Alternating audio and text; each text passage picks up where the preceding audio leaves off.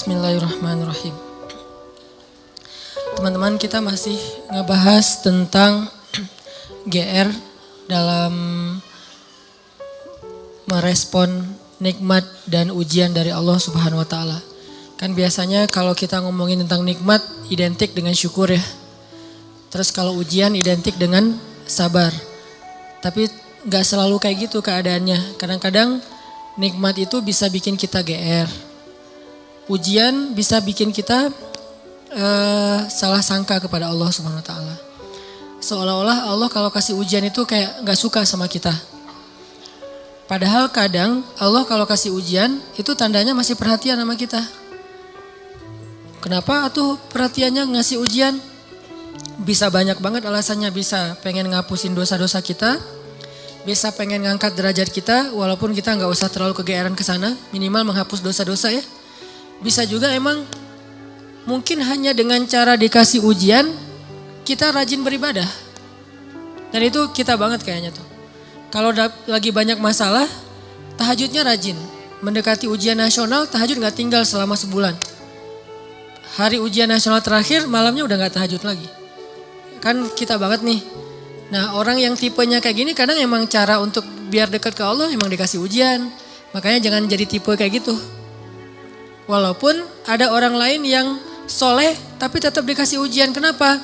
Karena Allah Subhanahu wa taala benar-benar pengen lebih dekat sama dia. Makanya Nabi bilang asyadun nas balaan al-anbiya summas salihin.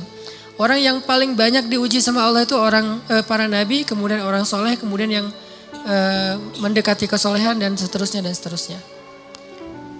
Ternyata kadang ketika kita dikasih nikmat, kita tuh jadi kegeeran. Jangan-jangan ternyata nikmat itu bukan sebuah anugerah, justru nikmat itu adalah sebuah istidraj. Gimana kita ngebedain anugerah sama istidraj? Indikatornya sederhana. Seperti apa hubungan kita dengan Allah lewat nikmat itu. Kalau nikmat itu menjauhkan kita dari Allah dan makin nikmat makin jauh, biasa-biasa aja, lempeng dalam urusan agama, berarti nikmat itu adalah istidraj. Kalau nikmat itu bikin kita makin bersyukur, bentuk syukurnya bisa makin dekat ke Allah dalam bentuk ibadah, bisa juga makin banyak manfaatnya ke orang lain dengan berbagi, berarti nikmat itu adalah anugerah. Dua-duanya nikmat, karena dua-duanya dinikmati. Tapi ada anugerah, fadl, ada juga istidraj. Atau kadang-kadang kegeeran kita kasus yang lain misalnya gini. Kayak dalam keluarga ya. Dalam keluarga kita berdoa nih. Berdoa, ya Allah mudahkanlah rezeki saya, keluarga saya, pasangan saya, kayak gitu-gitu. Atau anak kita sakit. Terus kita berdoa, ya Allah sembuhkanlah anak saya. Yang berdoa malam itu bukan cuma kita loh. Orang tua kita berdoa, pasangan kita berdoa. Kadang sampai pembantu juga berdoa. Tiba-tiba Allah kasih kita nikmat lewat doa ini. Misalnya anak sembuh, misalnya kita lulus ujian, misalnya dapat kerjaan. Terus kita tiba-tiba kegeeran. Ya doa saya diijabah banget ya. Di sini nih kegeerannya nih. Apa ini enggak husnuzon Ustaz? Husnuzonnya kalau Allah maha baik ya. Mau mengijabah doa orang yang tidak layak diijabah. Ini husnuzon. Kalau kegeeran, ya alhamdulillah saya orangnya layak diijabah doa ya. Doa saya itu cepat banget diijabah. Lu baru semalam doa, hari ini udah ijabah. Kalau yang diomongin adalah kitanya, itu kegeeran. Kalau yang diomongin adalah kebesaran Allahnya, itu namanya husnuzon, bagian dari tahadus bin ni'mah. Wa amma bi ni'mati rabbika fahaddis. Yang dibicarain tuh bukan kita, tapi Allahnya. Atau kalau mau lebih nggak GR lagi, kita berhusnuzonnya bukan cuma ke Allah. Allah maha baik plus, oh ini kayaknya ada doa di dalam keluarga saya nih yang diijabah oleh Allah. Bisa doa ibu, bisa doa ayah, bisa doa pasangan, bisa doa bahkan pembantu yang kita nggak tahu diam-diam dia mendoakan kita. Jadi bukan kitanya yang hebat, yang keren, yang soleh. Tapi ada orang lain di sekeliling kita yang soleh kemudian mendoakan sehingga memudahkan urusan kita. Sama kayak dalam dakwah. Misalnya saya dengan teman-teman bikin pemuda hijrah nih. Pemuda hijrah ini dulu taklimnya 3 tahun yang lalu paling banyak cuma 30 orang. Selama 8 tahun. Tiba-tiba alhamdulillah Allah berikan keberkahan jadi rame. Kita jadi bareng-bareng sekarang ada ribuan orang misalnya. Saya selalu mention ke teman-teman, ini pasti ada orang di antara tim kita nih, yang dia itu sama Allah itu dekat banget, yang diam-diam malam dia berdoa, gara-gara doa dialah jadi banyak kemudahan untuk kita. Bukan, mungkin yang doa semua ikut berdoa, saya berdoa, teman-teman semuanya berdoa, cuman jangan kegeeran, ya alhamdulillah ya, saya baru doa kemarin sekarang udah diijabah. Ini kalau kita kayak gini, ini agak kegeeran, sesekali wajar. Kalau sering kali, ini gak bagus. Bikin kita jadi ngerasa udah baik, udah soleh. Dan Allah mengatakan fala tuzakku anfusakum. Jangan kalian menganggap diri kalian udah baik, soleh, suci. Huwa a'lamu bimanittaqo. Allah lebih tahulah siapa yang paling taat. Jadi teman-teman, kadang kayak gitu kegeerannya. Atau ada juga bentuk kegeerannya gini. Dia jomblo. Udah gitu ngelamar cewek hafizah 30 juz. Dia tuh belum bisa baca Quran, baru hijrah, tapi diberikan istri hafizah 30 juz. Atau sebaliknya, dia cewek baru berhijab banget, diberikan suami hafiz 30 juz. Udah gitu dia kegeeran, wah berarti saya udah pantas buat dia nih. Atau dia pantas buat saya. Enggak, jangan-jangan Allah sengaja ngasih kita pasangan yang soleh banget, karena cuma dia yang bisa menghijrahkan kita dan memperbaiki kita. Kalau dikasih yang tanggung-tanggung ntar lepas lagi nih. Makanya dikasih yang gak tanggung-tanggung, sekalian aja yang paling soleh, yang paling taat, yang paling berwawasan agama luas, sehingga kita disuruh belajar ke dia. Bisa kayak gitu. Padahal yang datang ke dia itu banyak, ada yang sama-sama hafiz, kenapa yang lebih baik dari kita hafiz gak diterima? Karena udah sama-sama soleh, terus siapa lagi yang perlu diperbaiki kan? Bisa jadi kita justru ketemu dengan orang yang keren, karena Allah pengen memperbaiki kita dengan orang itu, lewat orang itu. Ini biar kita gak kegeeran. Ustadz kenapa sih harus gitu-gitu amat? Karena itulah sifat orang yang beriman. Coba teman-teman buka surat orang-orang beriman. Surat apa? Al-Mu'minun. Surat orang-orang beriman. Surat 23 ayat 60. Itu sifat orang yang beriman. Surat 23 ayat 60. Bismillahirrahmanirrahim. والذين يؤتون ما آتوا وقلوبهم وجلة أنهم إلى ربهم راجعون أولئك يسارعون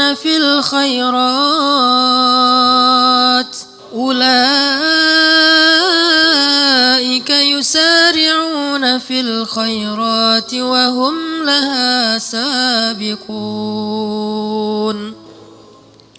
Dan orang-orang yang memberikan apa yang telah mereka berikan dengan hati penuh rasa takut, karena mereka yakin bahwa sesungguhnya mereka akan kembali kepada Rabb-nya. Mereka itulah orang-orang yang bersegera kepada kebaikan-kebaikan, dan mereka itulah orang-orang yang lebih dulu memperolehnya. Ini terjemahannya agak sedikit rancu ya. Karena kalau kita baca tafsir bukan memberikan, melakukan. Jadi ketika ayat ini turun, Aisyah nanya kepada Nabi apa tafsirnya. Walladzina yu'tuna ma atau wa qulubuhum wajilah. Dan orang-orang yang telah memberikan apa yang mereka telah berikan, sedangkan hati mereka masih merasa takut. Aisyah nanya, maksudnya apa ya Rasulullah? Kenapa mereka takut? Apakah mereka melakukan dosa-dosa? Apakah mereka bermaksiat sehingga mereka menjadi takut? Kata Nabi, bukan. Maksud melakukan atau memberikan di sini adalah mereka udah sholat, mereka puasa, mereka sedekah. Jadi bukan cuma sedekah ya, semua amal soleh. Mereka udah bantu orang.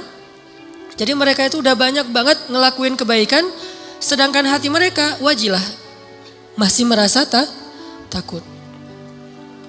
Takut apa? Takut ketika kembali kepada Allah gak sanggup menghadap Allah dengan amal yang sedikit. Coba bayangin. Udah banyak amal masih takut menghadap Allah. Wajilah. Gimana lagi kalau berbuat dosa. Beramal aja masih takut sama Allah. Kalau kita kan kadang-kadang ngerasa takut ke Allah itu kalau habis buat dosa ya. Dan ini juga bagian dari iman. Keren sih. Cuman iman kan berderajat-derajat. Lahum darajatun inda rabbihim. Orang beriman aja bertingkat-tingkat. Ada orang beriman ketika bikin dosa takut kepada Allah, langsung taubat. Ada yang lagi yang lebih tinggi, lagi berbuat baik takut sama Allah. Kenapa? Dia ngerasa amal baiknya tuh sedikit dan waktunya terbatas. Dia pengen berbuat yang banyak tapi nggak punya waktu, nggak punya merasa lemah, merasa tidak maksimal, merasa belum memberikan semua hak Allah, merasa kurang, merasa belum istimewa, belum sempurna. Ini orang yang walladzina yu'tuna ma atau wa qulubuhum wajilah. Makanya teman-teman, kalau teman-teman perhatiin di akhir surat Al-Baqarah, kan tuh ada doa Rabbana la tu'akhidna in nasina aw akhtana. Itu bukan doa orang yang berbuat dosa loh. Itu doa orang habis beribadah.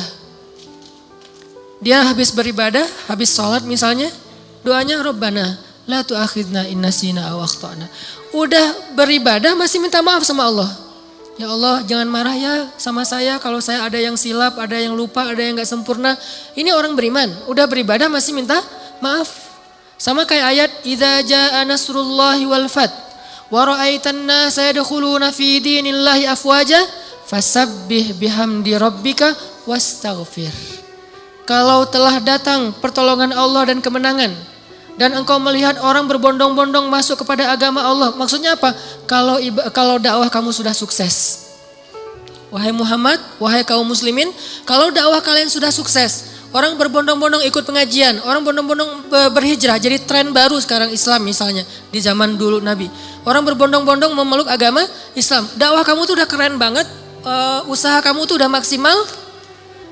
Ketika kamu mendapatkan kesuksesan dalam dakwah, maka pujilah Allah dan beristighfarlah. Kenapa? Habis berdakwah, habis sukses malah disuruh beristighfar. Dan yang disuruh itu adalah Nabi loh secara personal, bukan kaum muslimin. Kalau kaum muslimin mungkin mengatakan fasabbihu bihamdi rabbikum wastaghfiru gitu kan ya. Tapi karena personal, fasabbih bihamdi rabbika wastaghfir. Engkau wahai Muhammad. Jadi Nabi banget yang disuruh. Kalau Nabi aja disuruh istighfar, apalagi umatnya. Dan Allah menyuruh Nabi istighfar bukan habis berbuat dosa, bukan. Karena Nabi tidak berbuat dosa. Kapan disuruh istighfar? Habis sukses dalam dakwah disuruh istighfar. Kenapa? Inilah mukmin. Dia nggak pernah merasa dirinya sempurna. Dia nggak pernah merasa bahwa ini karena kerja saya, karya saya, hasil jerih payah saya, karena saya hebat. Enggak. Istighfar tetap kepada Allah. Karena kalau nggak Allah tolong, kamu nggak akan sukses. Gitu maksudnya. Kenapa kalau Allah nggak tolong kamu nggak akan sukses? Karena apa yang kamu lakukan itu harusnya kamu nggak bisa sukses. Soalnya yang kamu lakukan itu belum maksimal, belum ideal, belum sempurna, belum istimewa. Tetap aja ada kurangnya. Karena sifat dari insan mahallul khata' wan nisyan. Pasti ada salah dan lupa, pasti. Jadi gimana pun kita dapat nikmat, hati kita wajilah. Apalagi nikmat dunia doang. Nikmat ibadah aja tetap wajilah. Nikmat ibadah kan, yu'tu nama atau berarti mereka sholat, puasa, zakat, sedekah, haji, umroh, kayak gitu-gitu, tilawah, hafal Quran, tapi hatinya masih wa qulubuhum wajilah. Padahal itu yang dikasih nikmat ibadah loh. Gimana kalau yang dikasih nikmat dunia? Karena nggak mungkin kan nikmat ibadah itu istidraj. Mungkin nggak? Nikmat ibadah istidraj. Allah membiarkan dia aja sholat sendiri. Nggak mungkin kan? Istidraj itu hanya berlaku untuk nikmat dunia. Tapi kalau nikmat akhirat, ibadah, ketaatan, kedekatan dengan Allah, nggak mungkin istidraj. Itu pasti nikmat yang hakiki tuh. Tetap mereka ngerasa saya banyak kurang, saya masih, kalau sholat pasti tadi ada yang nggak khusyuknya. Ada yang khusyuk 4 rakaat sholat isya, pasti ada hilang-hilangnya gitu kan ya. Lebih tepatnya ada khusyuknya sedikit, sisanya hilang. Mungkin itu lebih tepat buat kita nih. Nggak sengaja kok udah salam aja. Atau tadi sujudnya 2 kali apa sekali ya. Tadi saya ruku gak sih? Apalagi kalau sholat sendiri tuh. Pas udah sujud, tadi saya ruku gak sih? Kan suka gitu tuh. Pas udah berdiri, tadi saya tahiyat gak sih? Atau langsung dari sujud langsung berdiri. Kan suka gitu. Salam, tadi saya syahadatan gak ya? Jangan-jangan langsung Allahumma sholli ala sayyidina Muhammad, assalamualaikum, assalamualaikum. Pas berdiri, tadi saya baca Al-Fatihah gak ya? Udah mau ruku aja, suka gitu. Berarti banyak kurangnya dalam ibadah kita. Tilawah juga gitu, pasti banyak baca yang salah. Jangan-jangan salah huruf, salah makna harusnya dosa. Puasa juga gitu, gak bisa jaga pandangan. Atau sedekah juga gitu, jangan-jangan saya sedekah belum bersih-bersih amat atau belum maksimal. Masih banyak yang saya tahan, masih kikir. Intinya adalah jangan ngerasa udah sempurna. Sehingga ketika Allah kasih kita nikmat, kita merasa diri kita emang pantas mendapatkannya. Bukan. Ketika Allah kasih kita nikmat, kita bilang sebetulnya saya nggak pantas tapi Allah maha baik. Ketika Allah kasih kita hidayah, sebetulnya bukan saya udah sadar, Allah menyadarkan saya. Ketika kita dapat ujian, baru kita salahkan diri kita. Makanya hadis qudsinya yang saya sampaikan di booster, kalau kalian mendapatkan nikmat, janganlah kalian memuji kecuali Allah. Kalau kalian mendapatkan masalah, musibah, sesuatu yang buruk, janganlah kalian mencela kecuali diri kalian sendiri. Ini ke diri kita teman-teman. Dan ini kaidahnya tidak berlaku untuk orang lain ya. Karena Allah hanya mengatakan untuk diri kalian sendiri, bukan untuk teman kalian. Jadi dalam Islam itu kita dibangun juga persepsi, mindset. Jangan pakai hadis qudsi ini untuk orang lain. Lo banyak dosa tuh. Kok gitu sih? Ya kan kata Allah juga dalam hadis qudsi gitu. Enggak, ini enggak berlaku untuk orang lain. Berlaku untuk diri kita. Untuk orang lain selalu berlaku husnuzon. Ijtanibu katsiran minadh-dhon. Jauhi prasangka buruk kepada orang lain. Kalau dia dapat nikmat, Masya Allah, Allah sayang kepada dia sehingga diberkahi rezekinya. Kalau dia dapat ujian, Masya Allah, Allah pengen menggugurkan dosa dia, pengen mengangkat derajat dia. Kalau ke kita dapat nikmat, saya sebetulnya gak pantas tapi Allah baik banget sama saya. Kalau kita dapat ujian, emang saya layak diginiin sama Allah. Ya Allah ampunkan dosa saya, angkat musibah saya. Terus mana ada peluang buat kita menghakimi orang lain? Kan gak ada peluang. Sesama mukmin, sesama muslim, gak ada peluang kita menjelek-jelekan orang lain. Nah kalau teman-teman perhatikan di surat Al-Mu'minun yang ayat 60 tadi, coba mundur beberapa ayat, ayat 55, itu jelas banget. Jadi satu paragraf ini lagi ngomongin tentang bab GR nih. Ayat 55 itu orang yang GR. Surat Al-Mu'minun ayat 55 Allah bilang, ayahsabuna annama numidduhum bihi min malin wa banin nusari'u lahum fil khairati bal la yash'urun. Apakah mereka mengira ketika kami memberikan mereka banyak harta dan keturunan, berarti kami menyegerakan untuk mereka kebaikan? Enggak, mereka enggak ngerti kata Allah. La yash'urun itu enggak sadar, enggak ngerti, enggak ngerasa. Jadi enggak selalu ketika Allah numiddu lahum mim malin wa banin, ketika Allah ngasih harta dan keturunan yang banyak, maksud harta dan keturunan tuh kehidupannya bahagia, rumah tangganya aman-aman aja enggak ada masalah, maka berarti nusari'u lahum fil khairat, belum tentu. Seolah-olah Allah itu sayang banget sama dia, belum tentu. Kalau gitu kita suudzon sama Allah, enggak. Kita tetap berpikir Allah itu maha baik. Terus kalau kita dapat nikmat, itu bukti bahwa Allah maha baik, bukan karena kita pantas. Atau mungkin ini adalah ujian dari Allah. Antara dua. Antara Allah emang baik banget walaupun kita enggak pantas, atau Allah sedang menguji kita dengan ujian yang kita senangi. Dulu ketika masih sendiri, setiap malam tahajud. Ya Allah beri saya pasangan imam yang bisa ngimamin saya. Gak apa-apa deh yang dibaca Al-Ikhlas juga. Yang penting dia imam. Yang imam, ya Allah beri saya makmum. Mudah-mudahan dia tetap mengamini doa-doa saya. Walaupun mungkin doa saya gak fasih. Doain setiap malam tahajud. Allah kasih nih. Persis kayak bayangan kita banget nih, spesifik. Hidungnya, matanya, wah segala macam. Gua banget lah pokoknya. Pas udah dapat gitu masih bangun tahajud gak? Atau udah mulai telat-telat dikit? Kenapa telat-telat dikit? Susah bangunnya sekarang. Kalau dulu bangun cuman ngangkat bantal guling atau cuman selimut doang, itu juga kadang-kadang. Karena seringnya selimut udah terbang kemana, bantal guling kemana tidurnya teh. Maceh banget tidurnya. Ada juga pas dia mau bangun, sekarang beda, bukan bantal guling, lengan. Mungkin lengan itu lebih ringan daripada bantal guling. Secara kilonya kayak gitu ya. Tapi rasanya berat. Taruh lengan, aduh gimana nih caranya. Ntar dia terbangun, kan saya nggak pengen ngebangunin dia, kasihan. Alasannya modus. Nggak tahajud, atau tahajudnya telat. Atau mulai berkurang, lama-lama tadi tahajud 11, sekarang jadi tinggal 8, 4, 2, tinggal witir doang. Tapi masih lumayan lah. Akhirnya subuh di masjid, subuh di rumah, subuh telat, subuh dijamak dengan duha. Kan bertahap tuh. Udah gitu ngejamaknya kompakan lagi, berjamaah. Jamak subuh sama duha, berjamaah sama suami istri. Kan kompakan ya, Masya Allah luar biasa, kompak, istiqomah, menjamak. Allah pengen nguji kita lewat pasangan justru. Kadang Allah pengen nguji kita dengan terlalu sibuk dengan kerjaan. Tadinya kita nggak punya kerjaan, nganggur, akhirnya bisa beribadah tepat waktu. Begitu udah ada kerjaan, jadi nggak tepat waktu lagi. Kenapa? Alasannya mulai sibuk, mulai rush, mulai tight jadwal, kayak gitu-gitu.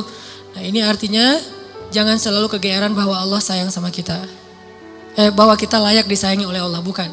Mungkin antara dua, Allah emang baik banget atau Allah pengen nguji kita dengan nikmat tersebut. Jadi di sini disebutkan ayah sabun, apakah mereka mengira annama numiddu lahum min malin wa banin nusari'u lahum fil khairat bal la yash'urun. Mereka pikir kalau kami udah ngasih mereka harta dan keturunan berarti kami menyegerakan kebaikan buat mereka? La yash'urun, mereka enggak ngerti. Justru orang beriman di ayat berikutnya disebutkan walladzina yu'tuna ma atau wa qulubuhum wajilah annahum ila rabbihim raji'un. Ulaika, orang yang kayak gini nih, yang wajilah, yang ngerasa kurang, yang ngerasa gak pantas, yusari'una fil khairat. Selalu bersemangat melakukan kebaikan-kebaikan yang lain. Kenapa? Dia merasa masih kurang dirinya. Jadi jangan terlalu kegeeran. Kita boleh bilang alhamdulillah ya Allah mengijabah doa. Ya boleh. Tapi jangan bilang alhamdulillah ya saya itu emang doa saya jitu banget. Doa saya tuh emang cepat banget diijabah. Jangan sebutkan saya sama sekali. Kalau dalam kebaikan. Ini kita belajar bertahap. Kadang-kadang gak nyebutin di lisan tapi di hati. Enggak lah, ini mah nikmat dari Allah dalam hati gua gitu loh. Wa asirru qawlakum awijharu bih innahu alimun bidatis sudur. Kalian rahasiakan ucapan kalian di hati atau kalian tampakkan dengan lisan, Allah Maha tahu apa yang ada di dalam dada kalian. Gak bisa bohong sama Allah. Terus gimana Ustaz kalau kebersit kayak gitu membatin? Lisan kita mah selalu ngomong Masya Allah ya lu lulus. Alhamdulillah ini nikmat dari Allah. Padahal gua gak bisa apa-apa. Lisan nih. Hati kita, ya emang kamu heran kalau saya lulus. Mulai kan ada sombong tuh. Mulai agak kegeeran nih. Kita kalau muncul itu langsung kita tolak, kita reject dengan apa? Astagfirullahaladzim. Kadang-kadang itu muncul bukan pengennya kita. Yuwaswisufi sudurinas, emang si dia tuh. Si dia bukan, si dia mah keren buat saya. Orang itu, zat itu tuh. Yaitu khannas yuwaswisufi sudurinas. Kita gak pengen sombong, kita gak pengen riak. Dia yang yuwaswis supaya kita sombong. Saya kan pernah cerita, ngimamin. Pengen ngimamin yang paling maksimal. Biar semuanya khusyuk. Kan kalau yang lain khusyuk kebawa pahalanya ke yang ngimamin nih. Allahu Akbar. Alhamdulillahi Rabbil Alamin. Semaksimal mungkin. Sebisa mungkin yang bagus bacaannya. Pas sudah selesai sholat, yuwaswis. Atau belum selesai sholat, baru amin. Keren juga ya suara saya muncul. Yuwaswis. Itu bukan saya ya, saya gak pengen kayak gitu-gitu amat lah. Yuwaswis. Awal-awalnya dulu kayak gitu tuh. Ini saya ngaku nih, awal-awalnya ngimamin, apalagi pas ngimaminnya di Mesir. Karena orang Mesir tuh suka suuzon sama orang Indonesia, dianggap orang Indonesia tuh gak bisa ngaji. Kan kepancing nih, emangnya orang Indonesia gak bisa ngaji? No, kasih mic buat gua gitu. Ngimamin lah nih. Ngimamin ada niat pengen nunjukin orang Indonesia tuh ngajinya bagus-bagus. Mulai agak-agak melenceng tuh. Sehingga pas selesai sholat orang Muslim, Masya Allah kamu Indonesia tapi ngajinya enak dan segala macam. Ya udah kamu tarawih aja di sini jadi imam. Muncul waswasah, yuwaswisufi sudurinas. Bukan pengennya kita. Pulang ke Indonesia juga kayak gitu. Ada yang Ustadz saya baru pertama menangis ketika sholat gara-gara Ustadz. Padahal saya ke umrah juga gak nangis. Di sini bisa nangis Masya Allah. Langsung yuwaswis. Wah itu habis-habisan tuh. Gimana caranya? Gara-gara itu terus saya gak jadi berusaha semaksimal mungkin. Ya udah deh gue biasa-biasa aja daripada sombong. Alhamdulillah Rabbil Alamin. Ar-Rahmanir-Rahim. Ustadz kok ngajinya gitu? Saya gak mau sombong. Was-wasah juga ya, yuwaswis. Wah lu ikhlas banget ya orangnya, ikhlas. Ikhlas yang butuh istighfar. Sama dengan istighfar, yahtaju ilal istighfar. Istighfar butuh istighfar. Kenapa? Ya ini main hati nih, berat nih. Terus gimana caranya? Gak apa-apa, lanjutin aja. Awalnya emang ria, sombong, dikit-dikit. Bertahap, lama-lama dia akan berkurang. Dengan kita reject. Enggak. Mau enggak sih, kita tuh enggak setuju sama dia. lama-lama dia nggak akan ngaruh lagi di hati kita. Sesekali doang ngaruh, dia lebih gampang nolaknya. Tapi kalau kita menghindar terus, susah. Sedekah gitu, dilihat orang, wah 100.000 Yang di sebelah cuman 1.500 koin, kita 100.000. Awalnya sih emang beda sih rasanya. Karena pertama 100.000. Awalnya nih, besok lama-lama biasa aja. Lama-lama nggak ngaruh sama sekali. Udah di hati kita tuh udah kebal. Kan ini kematangan jiwa kita dalam beramal soleh ya. Orang kalau lagi puber pasti kayak gitu teman-teman. Ekspresif, heboh, lebay. Itu orang puber. Baru pertama ke masjid, heboh gitu ya. Wah, gua baru ke masjid. Tapi kalau udah kebiasaan ke masjid, apaan sih yang mau dibanggain, biasa aja kali ke masjid gitu. Baru pertama tahajud, wah udah bangunin temannya tuh semuanya, bangun. Enggak bangun, saya aja udah 2 jam bangun dari tadi. Udah 11 rakaat, pamer. Namanya juga lagi puber. Baru hafal 1-2 hadis, wah ini dhaif. Semuanya dhaif, cuma dia doang yang sahih gitu. Lagi belajar. Kalau udah biasa hafal hadis, biasa aja. Atau emang gak hafal gitu. Kayak saya misalnya, karena gak hafal hadis ya udah gak usah komen-komen deh, biasa-biasa aja. Toh bisa jadi saya komen dhaif ternyata sahih. Daripada saya mendhaifkan yang sahih, mending saya diam. Nah ini artinya jangan menghindar, tapi di-reject. Begitu kita kegeeran di dalam hati, enggak. Ini hadza min fadli rabbi. Ini anugerah dari Allah. Ini Allah Maha Baik. Ini semuanya karena kebaikan Allah gitu. Lama-lama setan akan cari jalan lain, enggak akan yuwas-wis lagi. Dia akan menghindar.